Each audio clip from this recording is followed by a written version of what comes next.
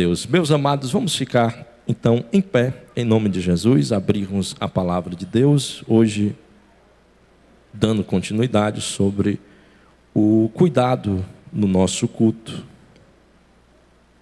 e entendendo um pouco da história do culto da Bíblia, e hoje é uma pregação um pouco mais histórica sobre como esse culto foi construído no Antigo Testamento, mas eu gostaria de fazer citação de João 4, que é onde Jesus, ele conversando com a mulher samaritana, ele acaba tendo uma conversa muito profunda acerca da adoração e do culto ao Senhor.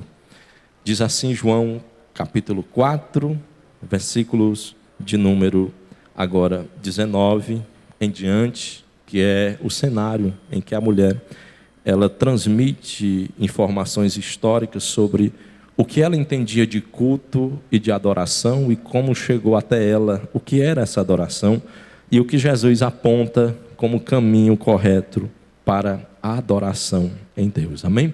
João 4, verso 19, diz assim a palavra do Senhor, leu na versão Nova Almeida atualizada. Então a mulher lhe disse: agora eu sei que o Senhor era um profeta, os nossos pais adoravam neste monte, mas vocês dizem que em Jerusalém é o lugar onde se deve adorar.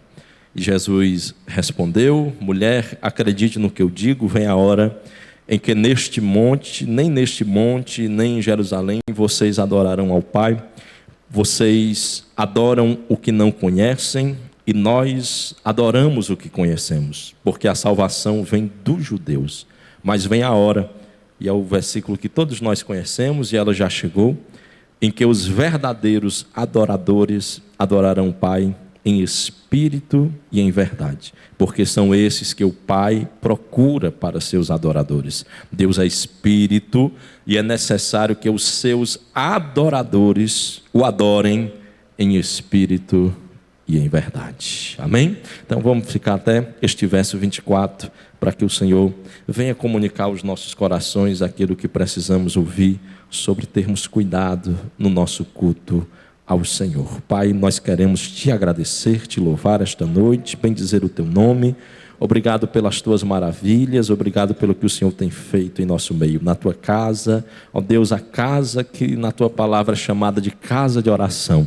E nós oramos agora pela tua palavra, para que o Senhor fale aos nossos corações o que precisamos ouvir, comunica a tua verdade. Ó Deus, que sejamos, Senhor, alcançados, que sejamos, ó Deus, capazes de compreender, Senhor, há um culto para nós prestarmos a Ti com zelo, reverência, temor ao Teu nome, ó Deus, mas também de um coração livre, gratuito, não com vestes rasgadas apenas, mas com o coração quebrantado, contrito, na tua presença, meu Pai. Ó Deus, que o Senhor venha receber a nossa adoração, que já estamos tributando a Ti, e que o Senhor venha, ó Deus, nesse momento, pela Tua palavra, falar, nos ensinar, nesse culto de ensino, transmitindo para nós, Senhor, o quão importante, Deus, é nós adorarmos a Ti em espírito e em verdade, Senhor. Assim nós Te agradecemos, nós Te louvamos, em um nome de Jesus. Amém, Senhor. Podeis sentar. Meus amados irmãos, tomados desta palavra do Senhor para os nossos corações, entendendo a importância do que é o culto, e nós já ouvimos na quinta-feira passada, infelizmente quem não veio perdeu um pouco do fio da meada, sobre esta pregação, que na realidade é uma pregação quebrada em 4 partes, para que nós venhamos entender este autocuidado do culto. E nós entramos agora sobre um pouco da história do que é o culto. E o culto nada mais é, em sua definição, do que uma celebração. No culto nós celebramos. O que celebramos? Celebramos a vida nova recebida em Deus. Não estamos aqui por outro motivo. Eu quero só recapitular esse ponto interessante sobre o que é o culto, para que nós entendamos a essência do culto em si. O culto deve ser motivado sempre por uma celebração. Eu não posso vir para a casa de Deus, eu não posso estar aqui neste ambiente ou neste lugar baseado apenas em um fator social, porque meu esposo vem, porque os meus pais vêm, porque minha esposa vem, porque um amigo meu vem. Não, o que nos motiva a vir para a igreja e participar ativamente de um culto, é porque viemos celebrar ao nome do Senhor Jesus. E o que celebramos, além da vida nova, celebramos que Cristo morreu e ressuscitou pelos nossos pecados. Essa é a maior motivação da vida do crente, e nós iremos ver um pouco disso a partir do que o Antigo Testamento trabalha. E eu gostaria de ir começando já lendo Gênesis 4, onde a mulher samaritana ela vai começar a fazer alusões sobre este culto a Deus. E se você prestar bem atenção na história da mulher samaritana, a história dela é muito emblemática. Ela não era uma judia, ela não era uma gentia, e o pior de tudo isso é que ela estava em um ambiente que deveria ser de adoração a Deus.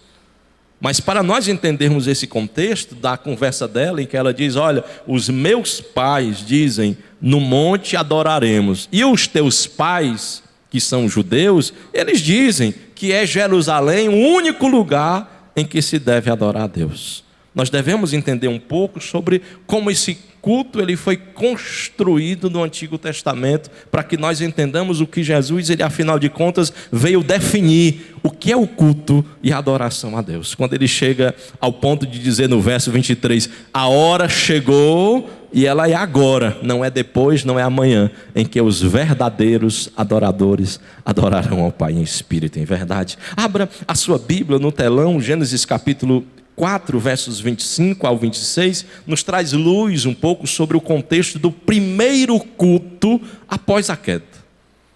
A Bíblia vai fazer menção, e ela é muito enfática em selecionar os fatos mais importantes da vida de Adão.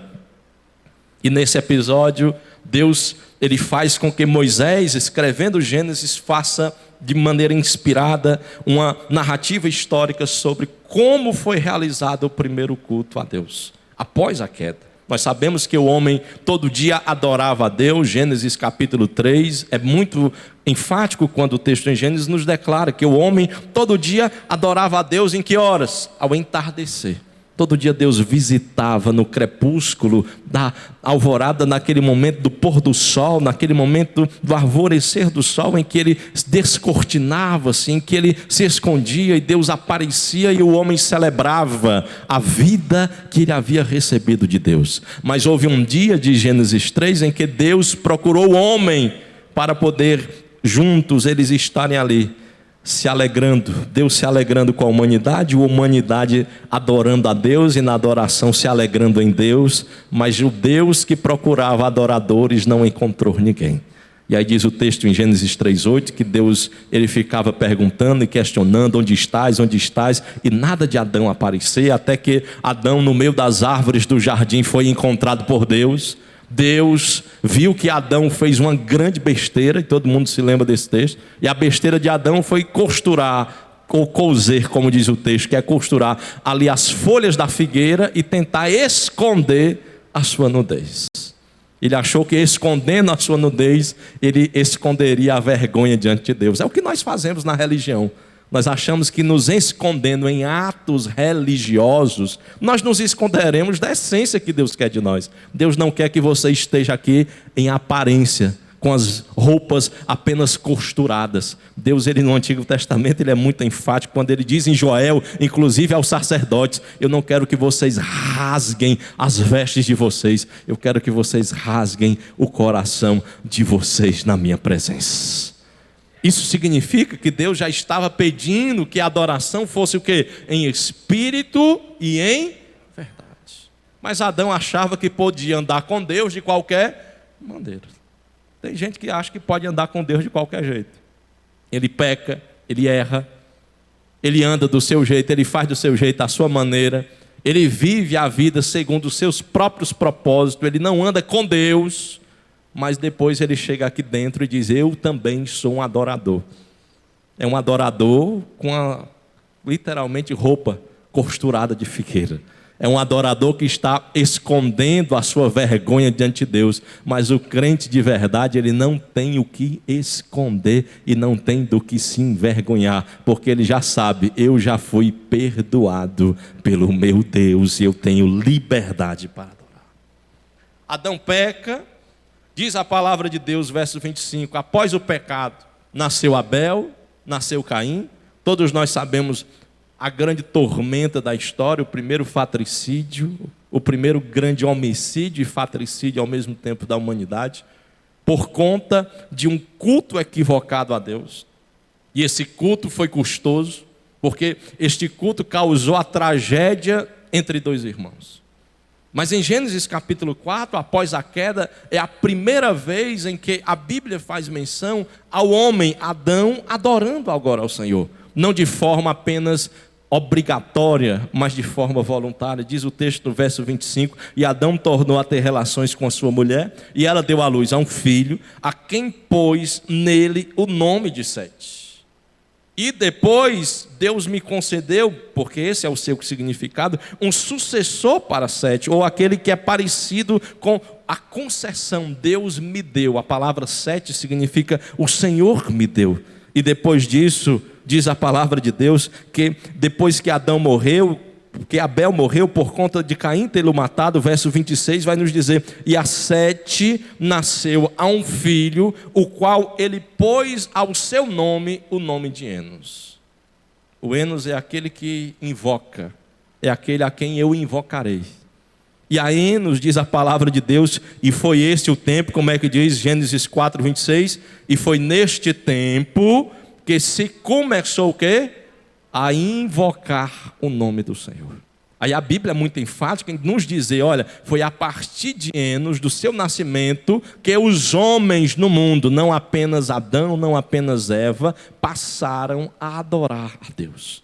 Essa adoração não era uma adoração como nós temos atualmente. Hoje nós temos uma estrutura litúrgica, hoje nós temos um horário definido para adorar a Deus, hoje nós temos um lugar exclusivo onde nós podemos sair das nossas casas e virmos para cá para adorarmos ao Senhor. Mas não foi sempre assim. Na época em que Adão veio, e aí fala-se também dos patriarcas, a adoração era uma adoração que não era estabelecida em lugares físicos e lugares permanentes. Vale lembrar, e aí reeducando os irmãos sobre a história, estamos na época dos nômades, os nossos patriarcas são todos nômades. E como nômades, eles não têm um lugar específico para adorar. Olha a história de Abraão e você vai ver isso, um homem que trilhou mais de 80 quilômetros, peregrinando para lá e para cá, para lá e para cá, só nos seus primeiros anos de passo de fé até Deus. Depois passou muito mais do que 1000 quilômetros andando, caminhando para um lado e para o outro, peregrinando atrás da tal terra prometida que Deus havia lhe dado. E como era a adoração? A adoração era estabelecida, conforme o próprio texto de Gênesis capítulo 3, verso 21, quando o homem costurou figueiras para si, o que é que Deus fez? Para ensiná-lo a como ele deveria adorá-lo, Deus o quê? Matou um animal, e o animal se tornou substituto da morte do homem. Ali Deus deu uma grande lição e Deus ensinou de uma vez só que para adorá-lo, alguém precisava morrer no nosso lugar para nós podermos nos apresentar a Deus. Isso tudo apontava para quem, pastor? Para Jesus Cristo. Estamos aqui hoje porque Jesus morreu pelos nossos pecados. E o Antigo Testamento vai nos falar muito sobre isso. E Deus foi quem matou para ensinar o quê? Que o sacrifício, ele importa. É pelo sacrifício que a adoração ela é transmitida. Pastor, e tem isso no Novo Testamento? Tem em Romanos 12, Paulo vai dizer isso. Irmãos, vocês querem adorar a Deus em um culto verdadeiro para Ele? Apresentem o quê? Qual é a primeira coisa que ele diz? Um sacrifício vivo. Paulo não está dizendo que essa ideia do sacrifício ela acabou, não. Ele está dizendo ela permanece, porque foi pelo sacrifício de um animal que o homem recebeu em Adão. O Adão, o primeiro homem da humanidade, recebeu de Deus uma redenção para voltar a adorar ao seu nome. E isso vai sendo ensinado e transmitido, pastor. E como era o culto nessa época? O culto ele era onde as pessoas se reuniam. E normalmente episódios que aconteciam, que eram marcantes e importantes. E vale lembrar que esse culto era um culto que não tinha uma ordem necessária.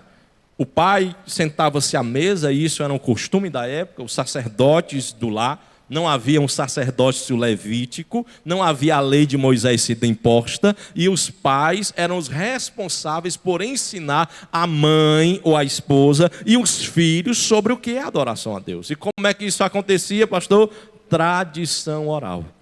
Contava-se histórias sobre a criação do mundo, contava-se histórias sobre os feitos do que Deus estava fazendo na vida deles, contava-se um pouco sobre o quão bondoso Deus estava sendo com eles dia após dia. E dessa tradição oral foi que Gênesis ele foi construído.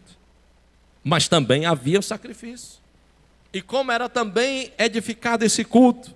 Aí você vai perceber mais à frente, quando vem Abraão, quando vem Isaac e quando vem Jacó.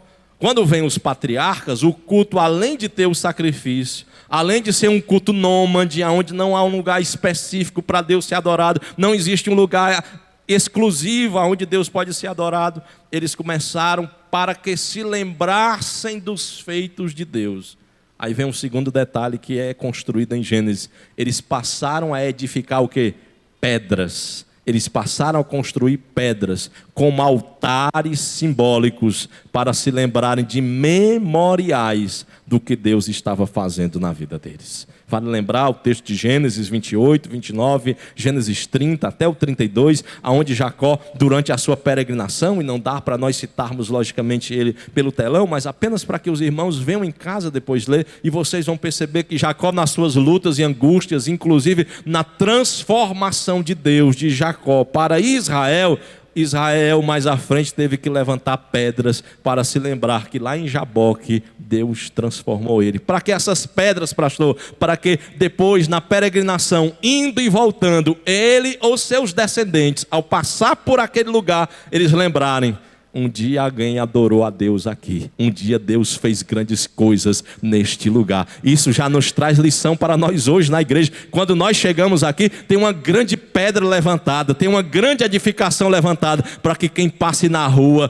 passe e lembre-se: esse lugar é o lugar aonde Deus fala, aonde as pessoas o adoram e Ele faz maravilhas. Glória a Deus. O Antigo Testamento está nos ensinando, portanto, como foi essa construção da adoração. Ela era nômade, não havia um lugar físico. Depois Deus apresenta-se em Êxodo. Êxodo na Bíblia é o livro onde Deus ele mostra como ele gostaria de ser adorado.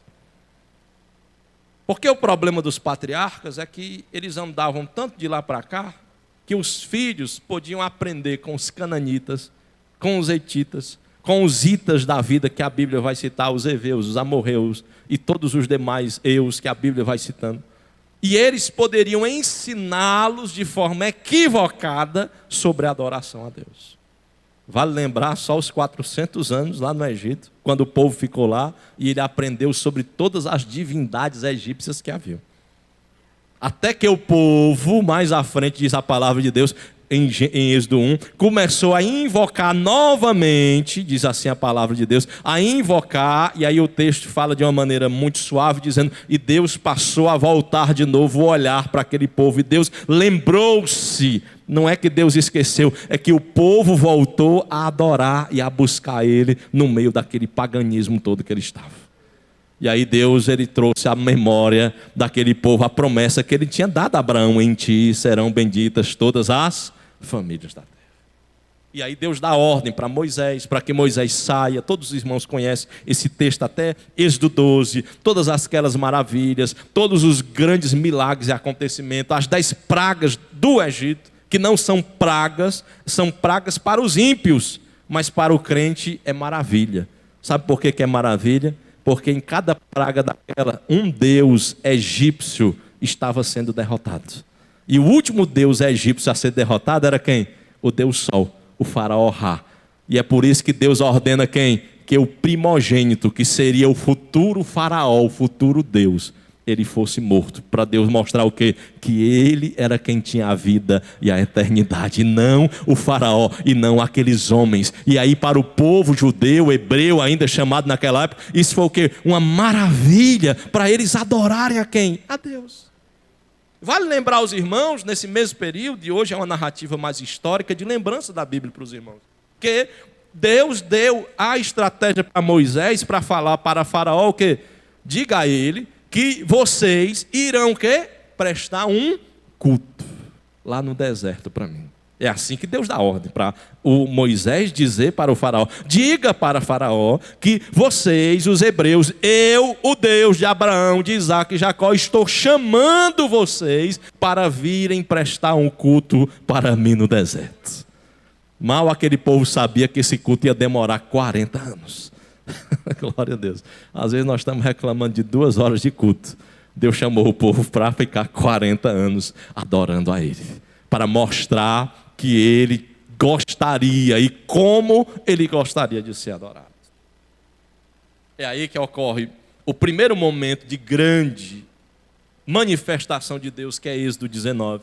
Deus se manifesta sobre o monte, Deus mostra a sua glória, Deus define as diretrizes, e aí é Êxodo do capítulo 20 até o capítulo 39, há toda a diretriz de Deus, há toda uma organização. E aí agora eu aprendo uma segunda lição. Primeiro, que o culto é um sacrifício, lá em Gênesis. Lá em Êxodo, eu aprendo que o culto, ele exige uma organização. Deus define as organizações do culto. Não é o homem que diz como ele vai adorar. E o que é que Deus definiu de organização? Ele diz: para vocês me adorarem, vocês vão ter que dividir as 12 tribos. E cada tribo vai ter que se virar nos 30 para carregar um pedaço da adoração. O que era o pedaço da adoração, pastor? O tabernáculo. Aquilo era um pedaço que, juntando tudo, virava uma grande peça feiosa. Era feio. É porque eu não trouxe imagem, mas era, quem via de fora era pano remendado, costura de bicho. Aí todo mundo olhava e dizia: que Deus fraco eles estão adorando. Que Deus velho michuruco. Que Deus que não vale nada. Porque olha o templo que eles ergueram para o Deus deles. É um templo que não é físico. Eles montam de manhãzinha, quando chega ao entardecer já tem que desmontar de novo, e no outro dia faz o mesmo processo e não tem beleza nenhuma. Mas mal eles sabiam que a glória, a beleza do templo, da adoração a Deus, estava todo dentro daquele tabernáculo. Madeiras maciças de acácia, ouro maciço, valioso, tudo guardado, bem escondido. Aí aqui eu aprendo uma lição para nós: Deus não está preocupado com o nosso semblante exterior. Deus não está preocupado se estamos com aparência de crente ou não. Deus está preocupado se somos verdadeiramente crentes ou não. Essa é a preocupação de Deus no tabernáculo. Não é à toa que a organização de Deus ela é muito clara e definida. Deus estabelece: olha, ele tem que estar mirado para o sol, tem que ter os metros certos de largura, ele tem que estar apontado para o oriente, tem que ter uma porta de entrada, tem que ter uma bacia para lavar as mãos, não pode chegar a mim de qualquer maneira. Deus já estava ensinando. É por isso que no Antigo Testamento você vai ver muitas vezes vários e vários versículos Deus dizendo: lavai as vossas mãos. Até no Novo: lavem as mãos. Vocês querem se aproximar de mim? Lavem as mãos, para que vocês possam ser o quê? Purificados. Era a primeira coisa que o sacerdote fazia: lavar as mãos. Depois de quê? De ter jogado tudo que não presta no fogo. Deus está ordenando que nós, ao chegarmos na sua presença, queimemos. Queimemos. O que é queimar, pastor? A palavra hebraica para sacrifício é ola. Ola é um fogo que ele é uma chama tão grande, que não sobrará nada do que você ofereceu. Deus está querendo assim: ofereça tudo e não fique com nada. Hoje nós estamos fazendo o quê? O contrário. Nós dizemos: Senhor, a minha vida é tua, mas sou eu que governo. Senhor, o meu tempo é teu, mas sou eu quem decido o que eu vou fazer com ele. Senhor, o meu ministério é teu, mas sou eu quem decido quando vou cantar, quando vou pregar, se vou pregar ou se não vou pregar. Vocês estão vendo o ola que nós oferecemos para Deus? É igual aquele crente que não é crente, que ele bota no carro propriedade exclusiva de Jesus. Aí na hora que mais precisa dele, do carro, ele diz: esse carro não é de Jesus, não é meu. E esse sacrifício que você ofereceu, o ola significa dê a Deus de forma que você não tenha como tomar de volta o que você tem. O que é que Deus está exigindo de nós? Não é o pé, não é a mão, não é um pedaço. Deus está exigindo toda a nossa adoração. Não posso chegar na presença de Deus só com a banda de mim. Deus está aqui, a minha metade, ela é tua. Não, Deus quer ou você por completo, ou não valerá a pena estar dentro da casa de Deus. Eu só posso ser purificado quando eu me queimo. Tem uns cabos que estão só sapecados. Não tem aquela carne velha que fica crua, queimada por fora, né, irmão Jeová? Né? Tem um pessoal que bota o fogo muito alto, aí a carne fica toda torrada, né? Como a gente diz no interior. Mas quando você vai cortar ela, está lá crua. Tem uns crentes que estão assim, queimados, torrados, salpecados, mas não estão plenamente bem ainda na presença de Deus. Deus quer você queimado por inteiro. Deus quer que você se ofereça por inteiro. Deus quer que você seja por inteiro. Deus quer o teu ministério inteiro. Deus quer a tua vida inteira. Deus quer você todo, glória a Deus, para ser queimado na presença dele. Isso é um sacrifício vivo. Depois lavava as mãos, entrava para ministrar. Olha o que é que Deus estava estabelecendo no tabernáculo para nós. Eu estou resumindo aqui o Êxodo todo e o Pentateuco no que ele estabelece sobre a adoração, e vai ser o cerne da adoração de todo o Antigo Testamento. Deus queria, para vocês ministrarem na minha presença, eu quero que vocês primeiro o quê? Se sacrifiquem e depois se lavem. Fala de entrega, fala de um ato altruísta, fala de você se entregar por completo e você está purificado por completo. Deus não quer que você venha cantar aqui de qualquer jeito. Deus não quer que você venha pregar de qualquer jeito. Deus não quer você de qualquer jeito aqui. Mas hoje nós estamos banalizando. As pessoas já não buscam a Deus. As pessoas não oram. Não, pastor, eu tenho uma técnica. Eu já sei o tom. Eu já sei tocar. Eu já sei cantar. E eu chego aqui de qualquer jeito e faço do jeito que eu quero. Não, Deus não quer assim não, meu. Cuidado com Nadab e Abiú, que lá no textozinho do Pentateuco, está bem reservado. Foram lá no altar de Deus e acharam, não, Deus de qualquer jeito pode ser adorado. Acenderam o fogo, era o mesmo fogo que todo dia os sacerdotes acendiam. Mas o problema é que se tornou fogo estranho, porque eles não tinham preparado corretamente diante do Senhor. Não tinham queimado, não tinham lavado as mãos, e por conta disso virou fogo estranho. Cuidado, está cheio de fogo estranho hoje, em altares por aí. Está cheio de gente que está ministrando, está cheio de gente que está pregando, está cheio de gente que está cantando, mas não tem vida no altar com Deus, não tem vida diante de Deus. E eu vou lhe dizer mais, Deus não está recebendo essa adoração. Estão banalizando o Evangelho, estão banalizando a adoração, estão tornando comum e trivial. Não, pastor, qualquer um pode fazer isso. Não, meu irmão, para fazer isso você tem que ser nascido de novo, lavado no Espírito Santo, na água e no sangue de Cristo Jesus, para transmitir, para ministrar. Aí eles ministravam, de um lado tinha 12 pães, os 12 pães representavam as tribos que Deus estava estabelecendo, não podia morfar. Todo dia quis ser trocado. É interessante isso. Deus está estabelecendo o que? Ordens, critérios de adoração. Parece coisa assim, ai pastor, que tanta coisa é essa? Não, é Deus organizado. Eu fico imaginando eu e você nessa época. Será que a gente ia escapar, né, irmão Gatão? Porque todo dia você tem que chegar e verificar. Antes de adorar, tinha que verificar como é que você estava. Tem gente que está cheio de pão morfado. O que é o pão morfado, pastor? Ele ainda está com a palavra de domingo passado dentro dele. Aí passou segunda, terça, quarta. Aí hoje foi que veio trocar o pão. Mas não leu a Bíblia segunda, não leu a Bíblia terça, não leu a Bíblia quarta. E tem gente que está bem há um mês. Na ceia vai aparecer um bocado de pão morfado. Que passa um mês sem pisar na igreja, aí quando aparece, vem trocar o pão. Não presta mais, já está todo cheio de bolor. Deus queria que todo dia nós trocássemos o pão. O sacerdote tinha a obrigação de trocar o pão e não deixá-lo mofar. O que é isso? Mantenha a palavra de Deus nova, nova, nova. Todo dia tem pão novo de Deus para nós. Todo dia tem o maná de Deus para nós. Todo dia tem a palavra de Deus para o nosso coração.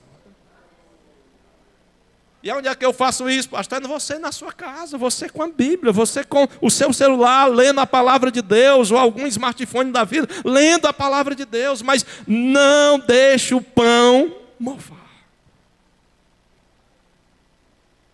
Você sabe o que é que dá um pão mofado, né? O perigo, até morte dá. Aí tem gente, ai pastor, eu ainda estou me alimentando de um pão de 10 anos atrás. Não, meu irmão, o pão de Deus é novo. Todo dia tem um pão novo do Senhor para nós. Depois do pão, aí Deus exigia do sacerdote, agora fique atento à luz. Havia um castiçal, 7 hastes, que era chamado de candelabro, ou castiçal, lá em Apocalipse vai ser chamado assim. E o 7 representa a perfeição, a luz plena. Deus não anda com a escuridão. Deus gosta da luz. É tanto que a primeira coisa depois do tempo que Deus criou foi o quê? E haja luz. Antes de haver vida, antes de haver animal, antes de haver vegetal, antes de haver os exércitos angelicais, que eles foram criados durante os 7 dias, Deus ordenou, haja luz. Porque a terra era sem forma e vazia, e ela pairava no meio de uma escuridão. Mas hoje só o que tem é crente se escondendo, trancando o coração, dizendo, Senhor, eu te adoro, mas esse pedacinho é meu. Senhor, eu te adoro, mas esse namorado é meu. Senhor, eu te adoro, mas esse pecado é meu. Senhor, eu te adoro, mas esse vício é meu. Senhor, eu te adoro, mas esse cigarro é meu. Senhor, eu te adoro, mas essa bebida é minha. Senhor, eu te adoro, mas essa prostituição é minha. E Deus não gosta de escuridões, meu irmão. Sabe por quê? Deus é luz, nele não há sombra de variação alguma. Deus está vendo tudo, Deus está olhando tudo. Você acha que está se escondendo de Deus, quando pelo contrário, você é só um fugitivo de você mesmo, porque Deus já sabe como você está e Ele sabe se a sua adoração presta ou não.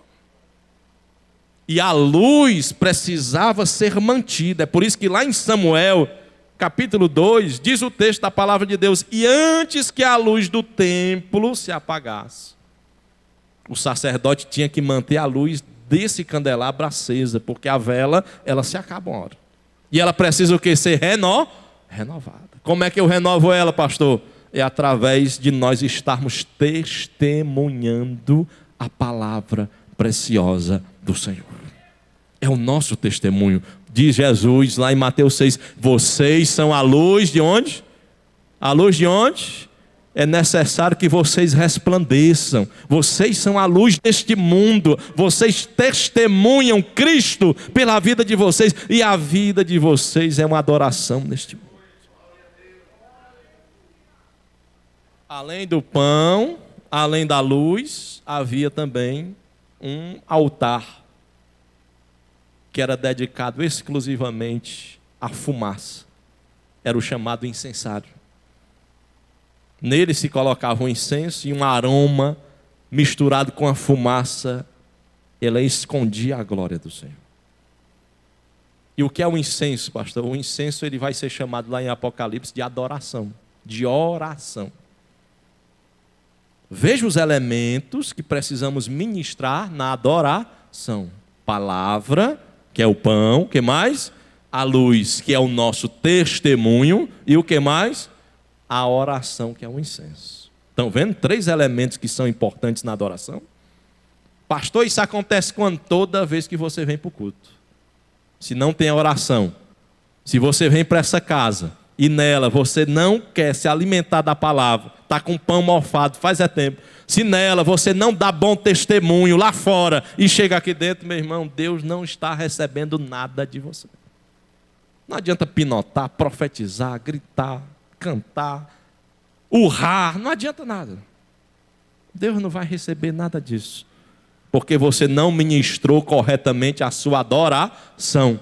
Tenham pão em dias, tenha a palavra. Eu tenho a palavra de Deus todo dia no meu coração. Eu escondi ela, diz o salmista, para eu não pecar contra o Senhor. Eu escondi ela dentro de mim. Tenha uma vida de oração. Ore, vai para o banheiro, ore, está no chuveiro, ore, está tomando banho, ore, está fazendo arroz, ore, está no trânsito, ore. Está estressado, ore, está feliz, ore, está triste, ore, está com medo, ore. Meu irmão, só o que tem é motivo para nós orar. Toda hora é hora de oração. É por isso que Paulo diz: irmãos, não deixem, não cessem as vossas orações. E tem irmão que acha assim, orar, ele dá um grito: Senhor, meu Deus e meu Pai, que está... Não, meu irmão. Orar é você conversar com Deus como você conversa com um amigo. Toda hora. Senhor, está acontecendo isso, me direciona. Senhor, está acontecendo aquilo, me direciona. Senhor, essa situação, essa decisão que eu vou tomar, me direciona. Aí Deus vai lhe guiando. Deus vai lhe ajudando.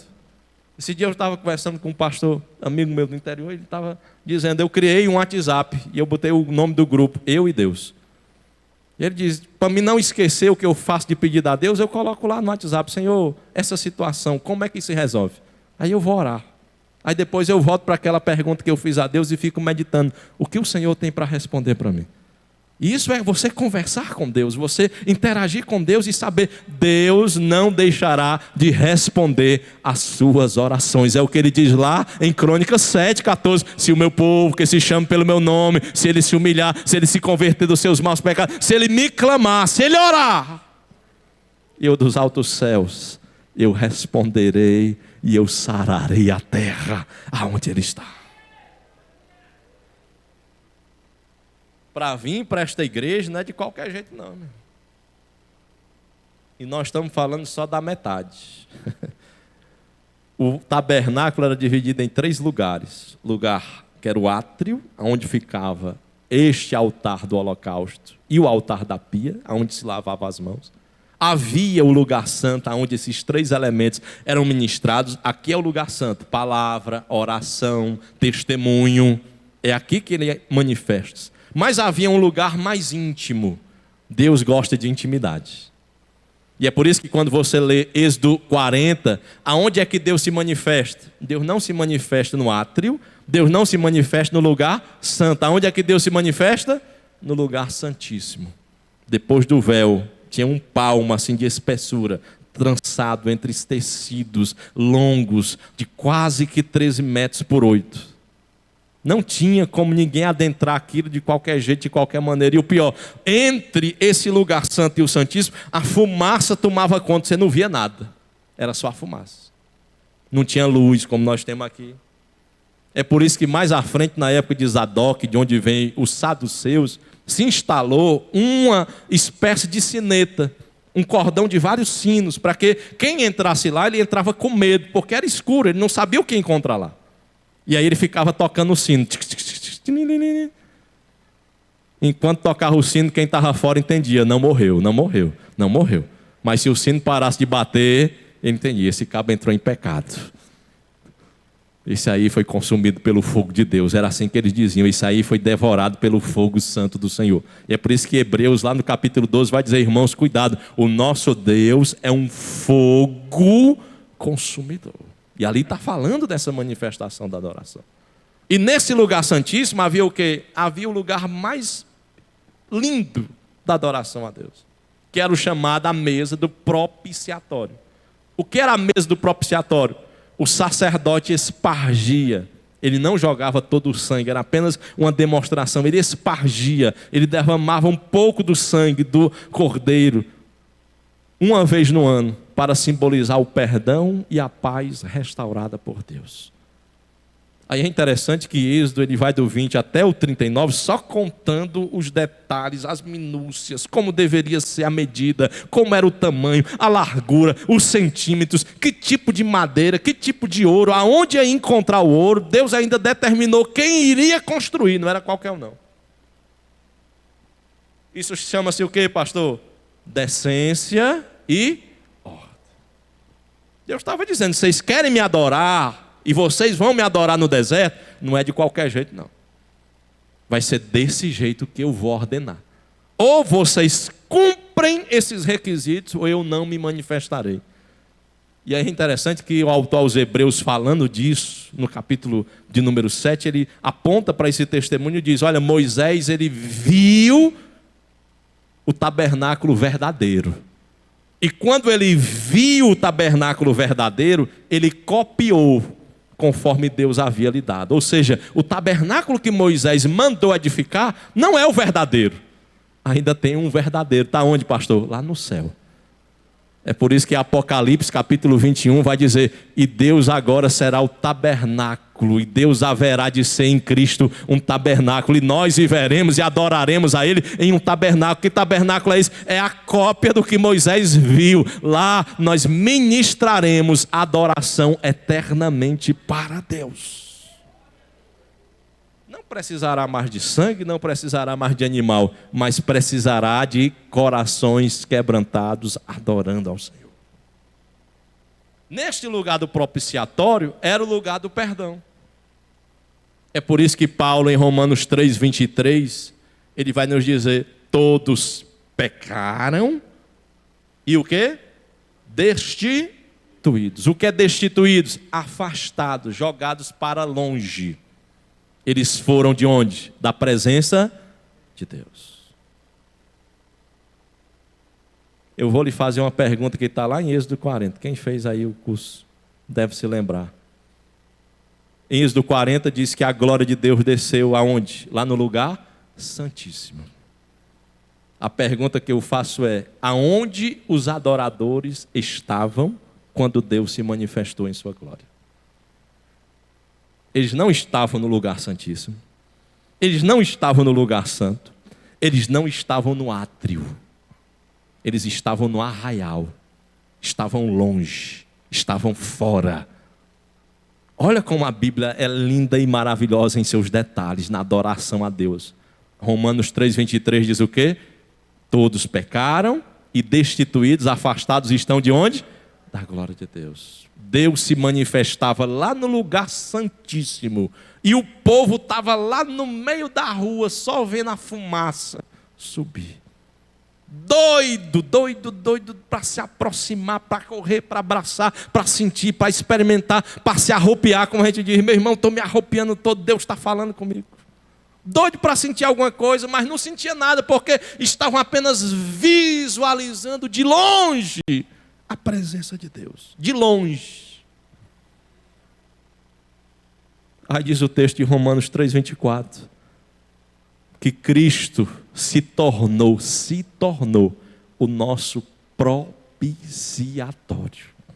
O que é o propiciatório? Era a mesazinha simples, com 2 querubins. O que é os querubins? Os querubins na Bíblia, eles guardam, preservam a santidade de Deus. Toda vida que os querubins estão na Bíblia, eles não estão ali para ser adorados, para ser entronizados, não. Eles estão preservando a santidade de Deus. No Éden preservaram, lá no caso de Elias preservaram. Quando Cristo desceu à terra, diz o Salmo 18, e ele voou sobre os querubins, montou em sua carruagem, voou, e ali ele preservou a descida de Cristo à terra. Os querubins preservam a santidade de Deus, e no propiciatório eles estão preservando para que o pecador não tenha acesso a presença do Senhor. Mas aí veio quem? O lindo, maravilhoso. O nome mais lindo, mais doce. O nome mais amoroso, o nome mais suave, o nome mais poderoso que existe. É o nome de Jesus. Ele se tornou para nós o nosso propiciatório. Glória a Deus. Aí diz o texto lá de Hebreus 9, irmãos: o véu do templo se rasgou. O caminho até a presença de Deus está acessível. Eu não estou mais no meio da rua para adorar a Deus. Eu agora tenho acesso ao átrio, ao lugar santo, ao santíssimo, porque Cristo é o meu propiciatório. E eu posso lá no santíssimo lugar adorar a Cristo em espírito e em verdade. Só que hoje as pessoas estão invertendo, estão querendo adorar a Deus na calçada, na rua. E antigamente, o que as pessoas mais queriam era o quê? Estar na presença de Deus, e não podia. Eu fico triste com o texto de Êxodo 40. Porque eu fico me imaginando no meio daquela multidão, com vontade de entrar e ver a glória de Deus e não poder.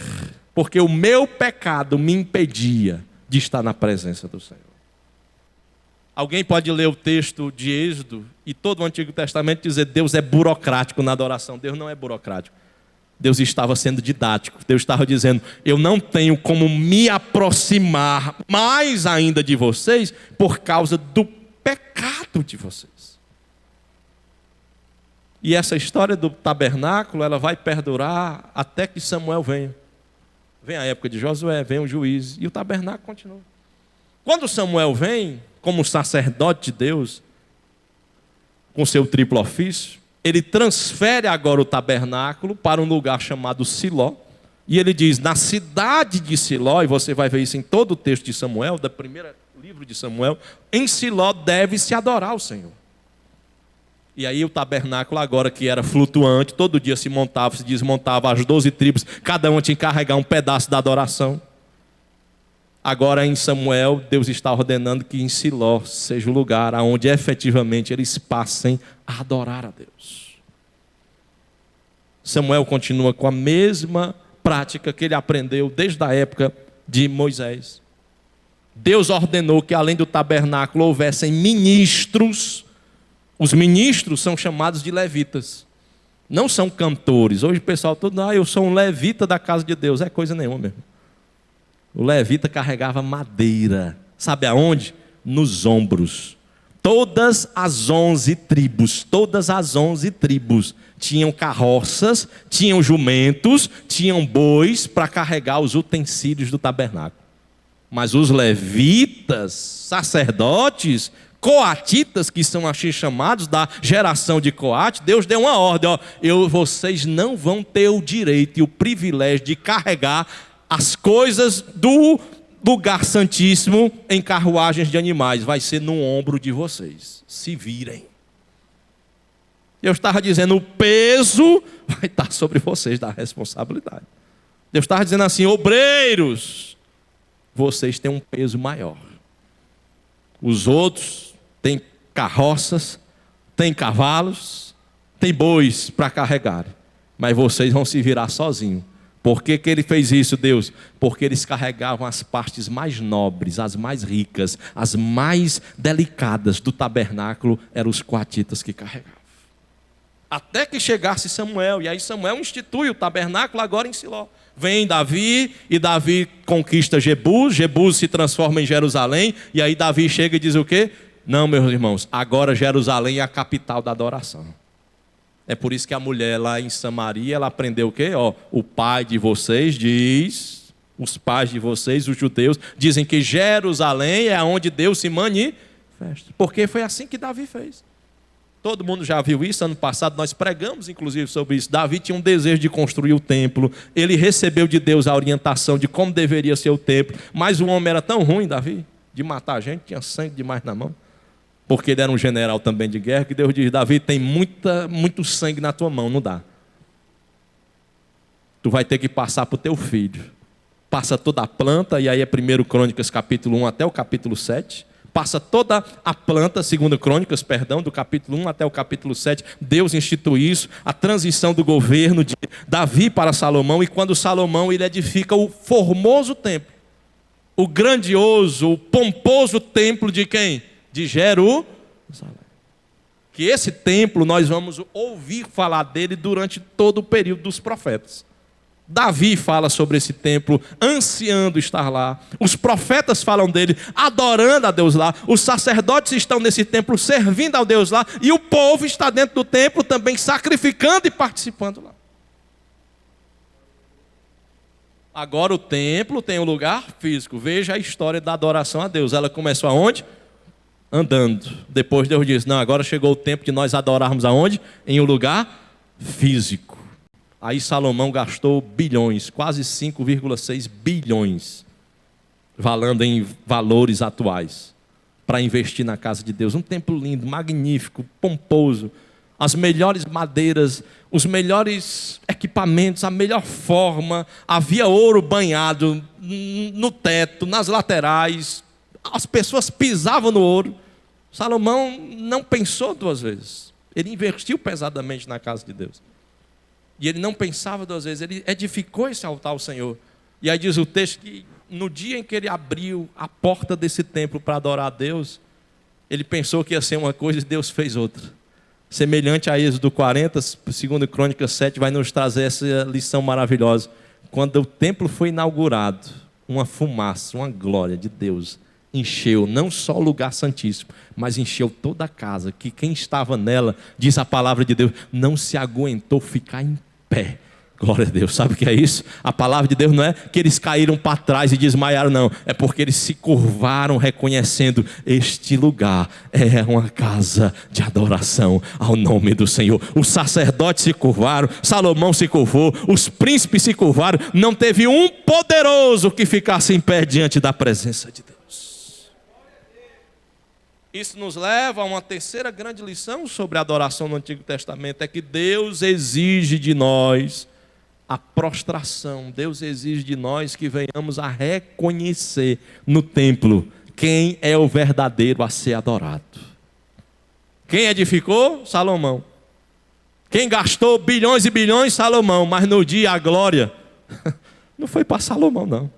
No dia a glória foi toda para Deus. E Deus trouxe aquela profecia maravilhosa que todos nós conhecemos lá em 2 Crônicas, capítulo 7, se puder colocar, versículo de número 10 até o 14, quando Deus ele vai literalmente nos mostrar isso. E no 23º dia do 7º mês, o rei se despediu do povo para as suas tendas e todos voltaram alegres, de coração contente, por causa do bem que o Senhor tinha feito a Davi, a Salomão e ao seu povo.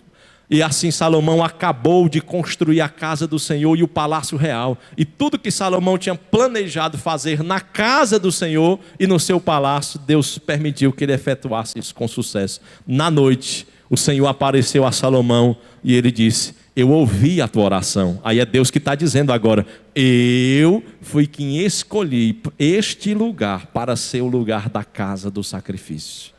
Vocês estão vendo Deus falando em sacrifício de novo? Deus está dizendo, não pode vir até mim sem o sacrifício. Só que hoje, só o que a gente faz é o quê? Vir com as mãos vazias. Deus ordenou em Levítico que quem não tivesse condição de levar um boi, um cordeiro, uma cabra, um jumento, que Deus institui até isso, traga pelo menos 5 rolinhas, 2 pardal. Pegue a baladeira, na época podia fazer, não tinha Ibama, não tinha nada disso. Taque a baladeira no bichinho e traga. Mas ele diz, não venha para mim com as mãos vazias. Hoje a gente fica aqui no culto, boiando. Ai meu Deus, o que é que eu estou fazendo aqui? Não vai acabar que hora? Que hora eu vou embora? Aí fica com as mãos vazias, não traz nada, um glória a Deus, um aleluia. Não faz uma oração, não, só reclama. Reclama de tudo. Tem de tudo, do bom e do melhor, mas fica reclamando. Tem canto por aí que o bebedouro é de alumínio e a caneca é de alumínio. Eu já fui pregar em canto que é desse jeito. Aí a pessoa vem para cá, acaba os copos, quase 300 copos no culto, e ainda fica reclamando. Que água salgada, que água doce, que água isso, que água aquilo. Aí vem, ai meu Deus, está quente, ai meu Deus, está frio, ai meu Deus, essa cadeira. Aí dá vontade às vezes de assim, meu Deus, eu vou botar um banco bem duro, daqueles de tarisca, né, que fica marcado as costas todinha. E era antigamente, eu cheguei a sentar e vim todo quebrado de novo para casa com essa irmã. Mas adorando a Deus. Aí você está aqui dentro e muitas vezes está o quê? Reclamando, tendo tudo do bom e do melhor. E não traz nada para Deus, não oferece nada para Deus, não oferece uma adoração, não oferece um tempo de dedicação genuína para Deus. E Deus está dizendo que eu escolhi este lugar para ser uma casa aonde haverá nela sacrifícios. É um sacrifício, irmão. Sair depois de um dia todinho de trabalho, como todos nós, a maioria fez isso, e vir para cá, para passar mais 2 horas aqui dentro, sentado, ouvindo a palavra de Deus, é um sacrifício. Vivo, agradável e santo, que Deus receberá.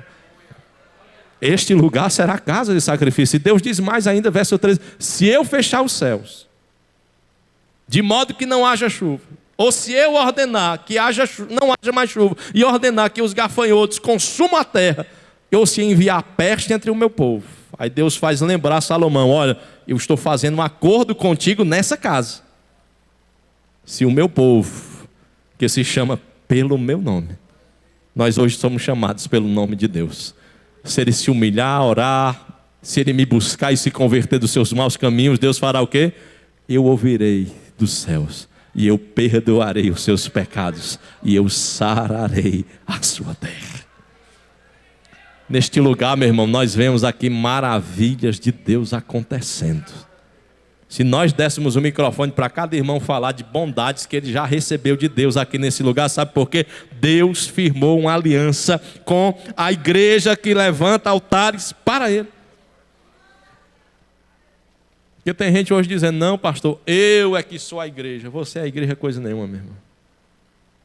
Aqui é a igreja reunida. Quando o cabo já chega e diz, não pastor, eu sou crente e sou igreja e estou em casa sendo igreja. É um tal do desigrejado que apareceu. Esse tal aí, meu irmão, esse aí não vai ter condição dele ter aliança com Deus. Sabe por quê? Deus não se manifesta na individualidade.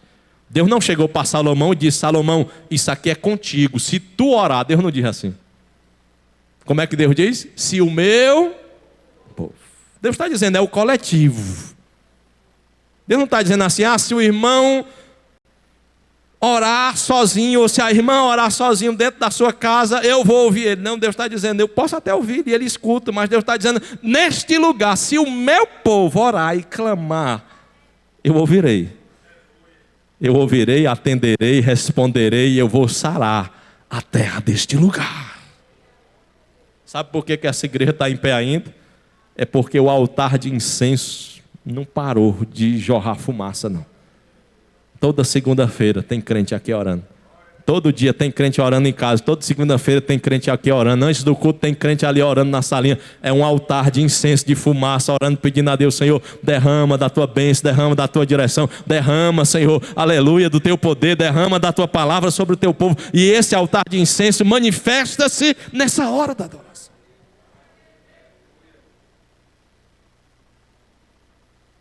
Agora, cuidado para não profanar o que Deus edificou.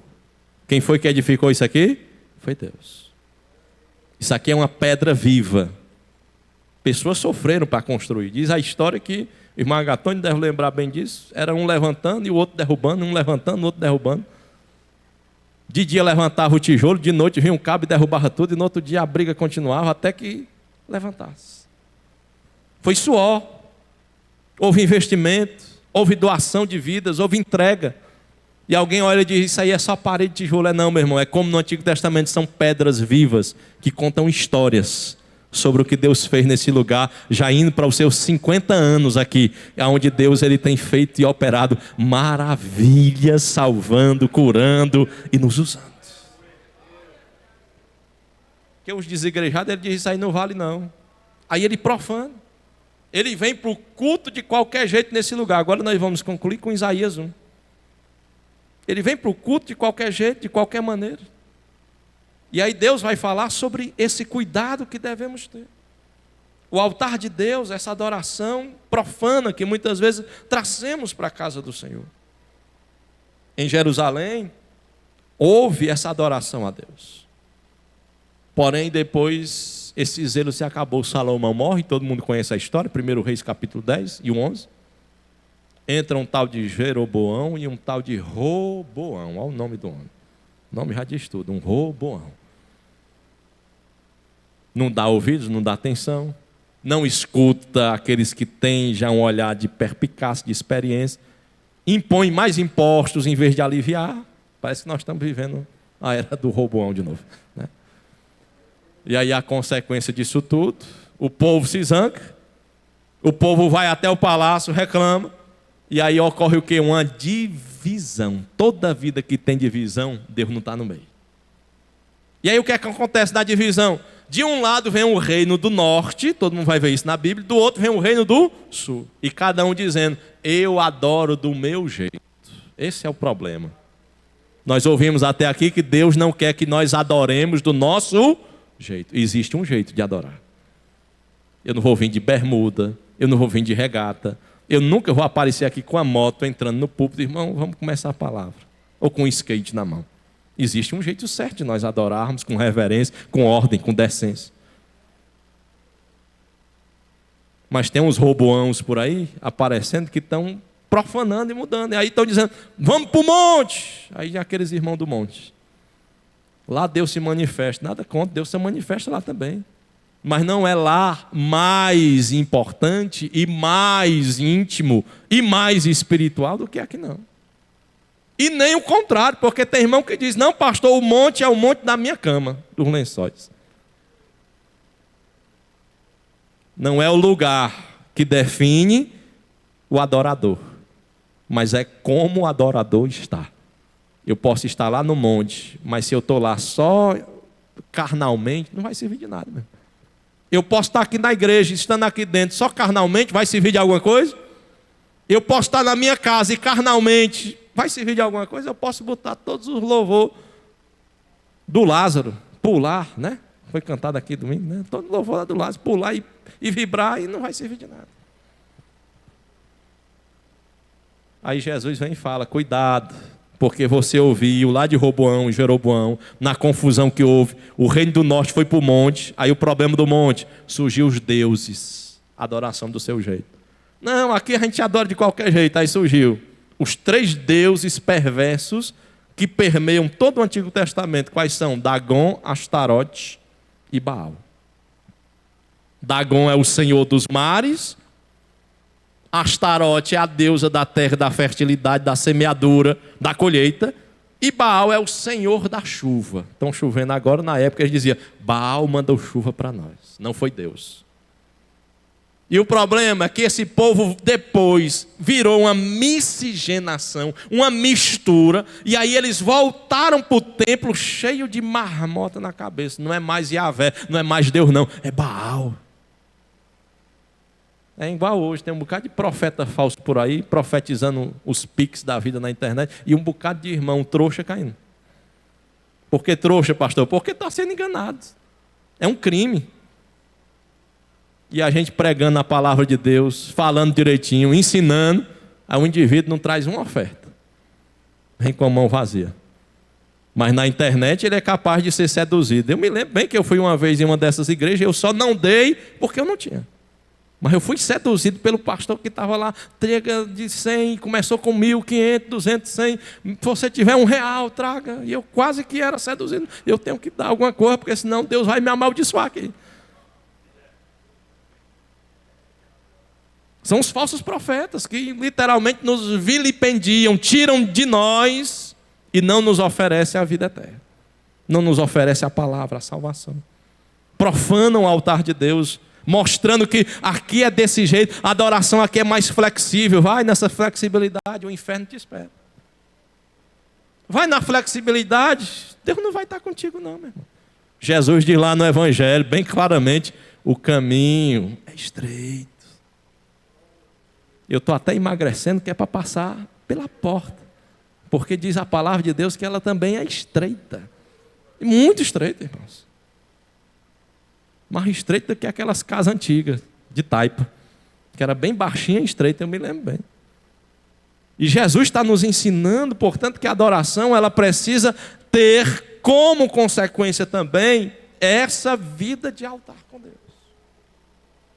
Aí o povo de Israel aprendeu a adorar a Deus o quê? De forma misturada. Até aqui nós ouvimos o quê? Que existe uma forma correta. Os irmãos tenham paciência, é só mais uns minutinhos eu termino a mensagem. Eu sei que já passou da nota, mas é rapidamente. Eu sei que vocês são crentes e gostam de ouvir a palavra. E Isaías 1 vai nos dizer exatamente o que aconteceu. O povo foi para o monte, cuidado, porque quando eu vejo um cabo dizer, eu não tenho um pastor, meu pastor é Jesus, eu já sei que esse tal é do monte. Você diz assim, meu irmão, de onde você vem? Quem é seu pastor? Não, meu pastor é Jesus. Aí, meu irmão, tem coisa errada na tua vida. Porque crente que se preza tem uma igreja, tem um pastor, ele presta conta, ele sabe de onde ele vem, ele sabe de onde ele está, ele tem uma identidade, ele não é misturado. Porque hoje só o que nós estamos vendo no nosso meio é mistura. Mistura de pentecostalismo com presbiteriano, com batista, com neopentecostal. Aí quando você vai ver, o caba está fazendo a dança lá da Ubanda e dizendo, Deus está me usando. Do jeito que o caba lá na religião afro, né, tem que ter até cuidado de falar, para não ser depois processado. Do jeito que na religião afro, está lá. Do mesmo jeito, aí traz para a igreja e diz, não, é Deus operando. Não, meu irmão, não é da mesma forma. Temos que ter cuidado, porque nós estamos cheios de miscigenação, cheios de coisas diferentes no nosso meio, dizendo, não, pastor, é desse jeito. Não, Deus tem um jeito de ser adorado. É em espírito e em verdade. Não é de qualquer jeito, não. Ai, pastor, eu bebo, eu fumo e continuo adorando. Vai, continue, meu irmão. Continue, faça. Só tem uma coisa. O céu está muito longe do teu coração. Tu está mais perto do inferno, da queda, da tragédia, da perdição, da morte espiritual, do que do céu. Continue. Eu só dou esse conselho, continue. Que a sua carnalidade, ela vai se aflorar mais ainda. Mas o crente verdadeiro, ele faz o quê? O contrário. Ele se sacrifica, ele diz, Senhor, isso aqui me dominava, mas eu vou matar esse vício antes que ele me mate. O crente, ele diz, eu vou matar lá na raiz esse mal, antes que esse mal me mate.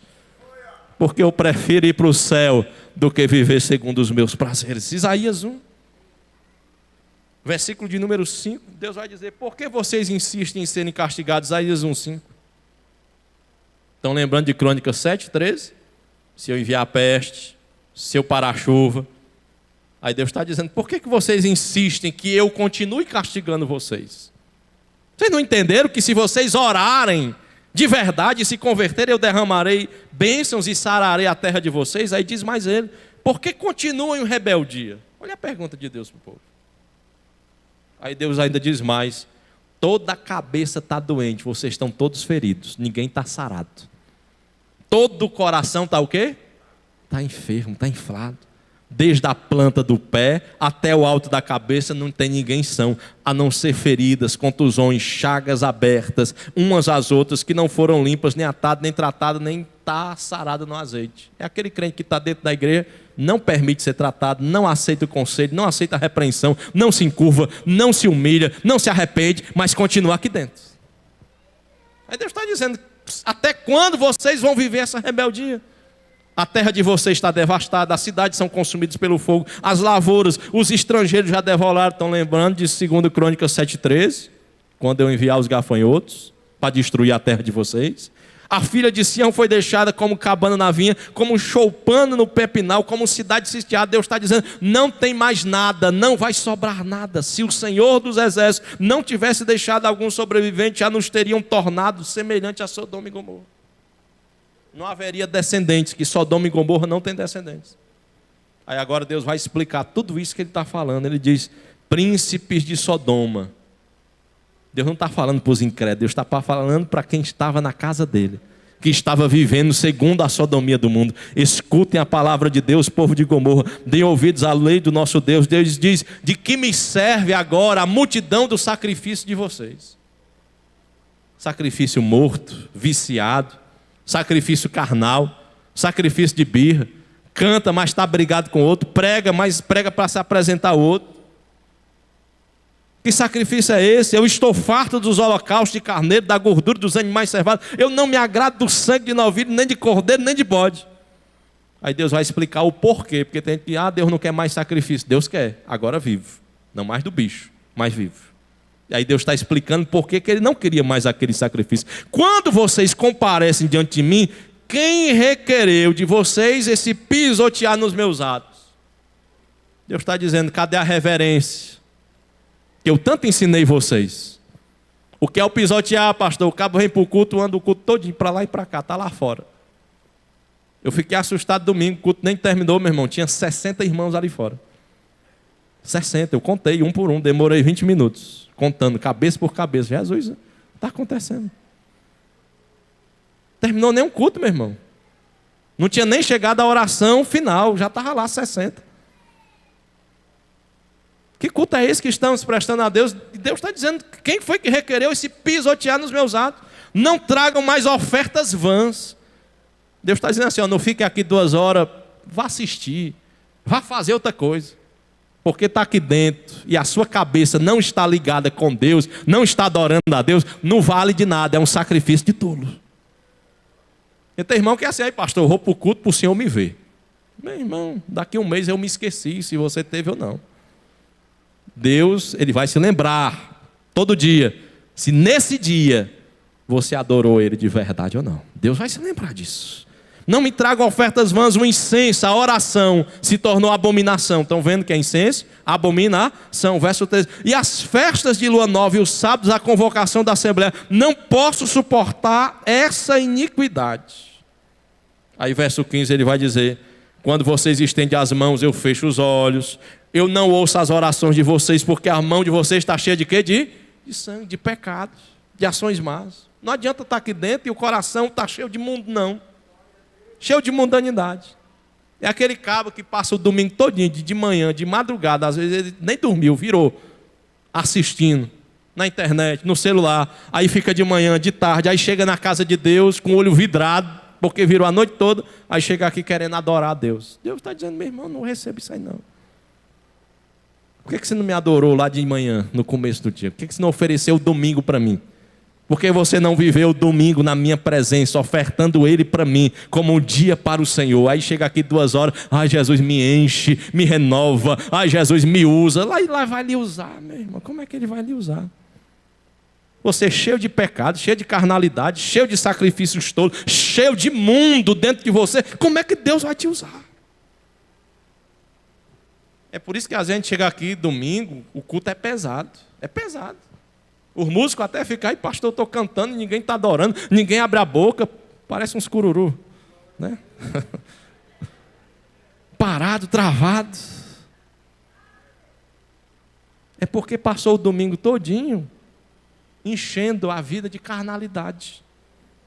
Aí chega na casa de Deus, acha, eu vou chegar lá, vou estalar o dedo e Deus não vai se manifestar assim não, meu irmão.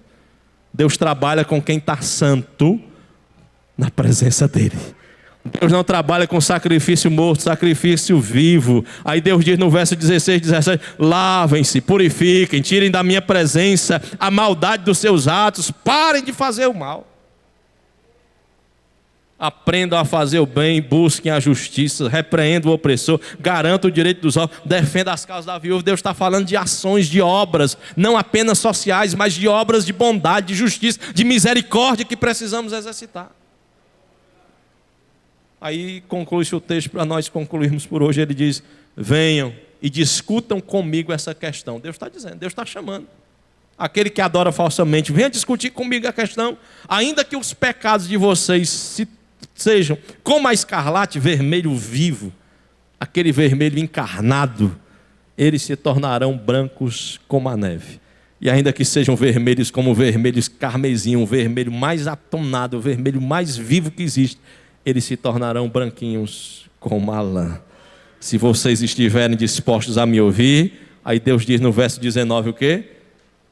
Vocês comerão o melhor dessa terra. O que é o comer o melhor dessa terra? É o texto de 2 Crônicas 7,14. Se o meu povo, que se chama pelo meu nome, se ele orar, eu sararei a terra deles. Deus conta com a nossa adoração, e é por isso que Jesus, ele conversando com esta mulher, ele chega a essa conclusão. Qual é? Mulher, eis que a hora chegou. João 4. Eis que a hora chegou. Acredite no que eu digo, verso 21 de João 4, em que neste momento, nem em Jerusalém, não é mais no templo, não é mais também lá no monte, em que vocês adorarão ao Pai. Aí Jesus chega a essa máxima, para nós concluirmos. Ele diz: vocês estão adorando o que não conhecem. Vocês estão vendo Isaías 1? O povo fazia certo ou errado? Fazia tudo certinho. Mas virou uma legalidade, virou um ritualismo, virou uma tradição, virou uma reza, virou uma mesmice, virou, parece que uma rotina cansativa e enfadonha de todo domingo ir para a casa de Deus. Como para alguns é hoje. Na época era sábado. Porque tem gente que fica assim hoje: ai meu Deus, chegou o domingo, ai, já tem que ir para a igreja de novo. Mas o crente que é verdadeiro adorador, ele se lembra: nossa, Jesus morreu pelos meus pecados. Chegou o domingo, aquele dia de todo mundo adorar, vamos adorar. Alegrei-me quando me disseram: vamos à casa do Senhor. Por que ele se alegra? Ele se alegra porque ele se lembra O culto é uma celebração a Deus, é uma adoração ao Senhor, é o cerne da vida dele. Vocês adoram o que não conhece. Quem adora o que não conhece, se enfada. O que é se enfadar, pastor? Ele diz, todo culto é do mesmo jeito, todo culto é a mesmice, todo culto eu já estou cansado disso. Não, meu irmão. Se você não se acostumou com o culto ainda, pergunte a si mesmo, hoje, se você quer ir para o céu. Porque lá no céu, não é um culto de 2 horas, de 1h30, não. Lá no céu é 24 horas de adoração, de pão, 24 horas de luz, 24 horas de incenso diante do Senhor, levantados, ministrados no tabernáculo que é Jesus Cristo, o nosso verdadeiro adorado, o nosso verdadeiro celebrado. E a hora já é chegada em que os verdadeiros adoradores, eles adorarão ao Pai em espírito. Está falando de essência.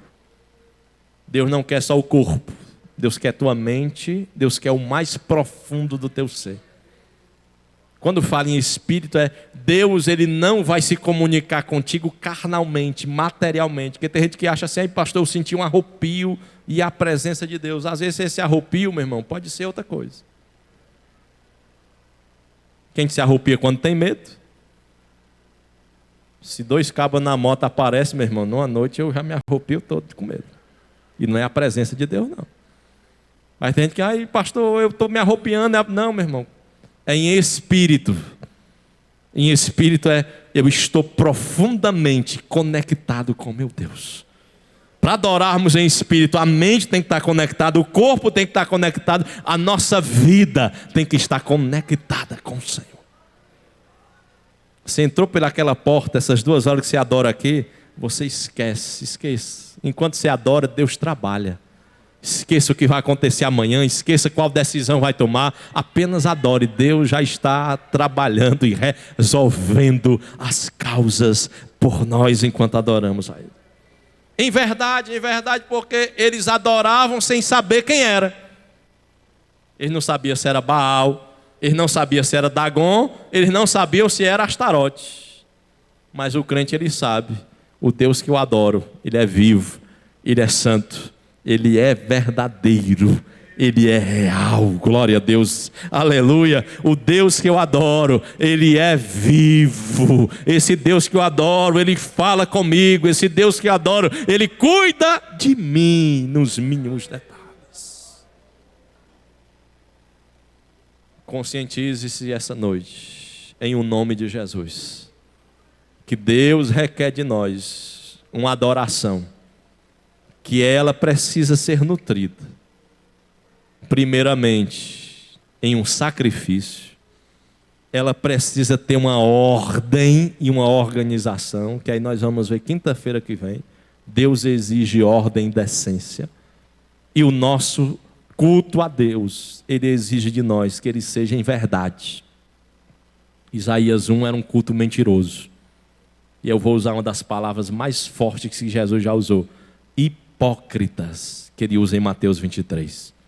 Que mascaram-se, que camuflam-se, que escondem a sua face real, achando que estarão enganando, quando na realidade Deus vê o Espírito, Deus vê a essência, Deus vê por dentro quem somos, Deus nos sonda, Deus nos conhece, e Ele sabe muito bem quem nós somos diante da presença dEle. Não adianta estar nessa casa com a Bíblia, com a roupa de crente, falando como crente, enganando. Mais cedo ou mais tarde a luz revelará. Mais cedo ou mais tarde a luz da palavra de Deus revelará você. Se você é um altar vivo ou é um altar profano diante da presença do Senhor. Amém? Vamos ficar em pé em nome do Senhor Jesus. Não vai dar tempo nem cantar, viu? É só orar.